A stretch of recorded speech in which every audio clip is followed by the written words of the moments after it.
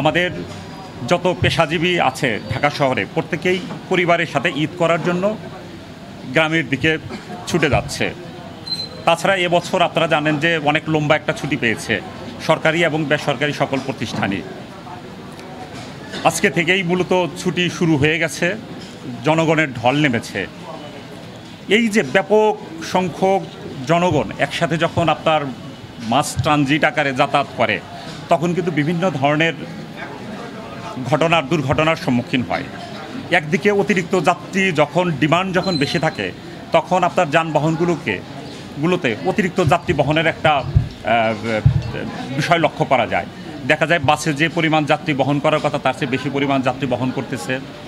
আপনার লঞ্চে যে পরিমাণ যাত্রী বহন করার কথা তার চেয়ে বেশি পরিমাণ যাত্রী বহন হচ্ছে, লঞ্চের ছাদে যাত্রী বহন হচ্ছে, ট্রেনের ছাদে যাত্রী বহন হচ্ছে, যেটা আমাদের জন্য খুবই ঝুঁকিপূর্ণ, যে কোনো সময় দুর্ঘটনায় পতিত হতে পারে।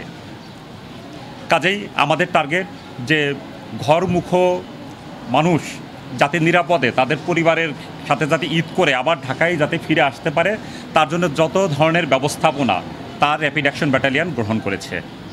আমরা সচেতনতামূলক কার্যক্রম আমরা করতেছি।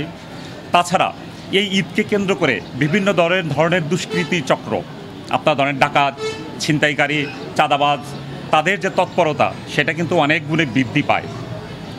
আমরা তাদেরকে নিবারণ করার জন্য আমরা রোবাস্ট প্যাট্রোলিং আমরা চালু করেছি।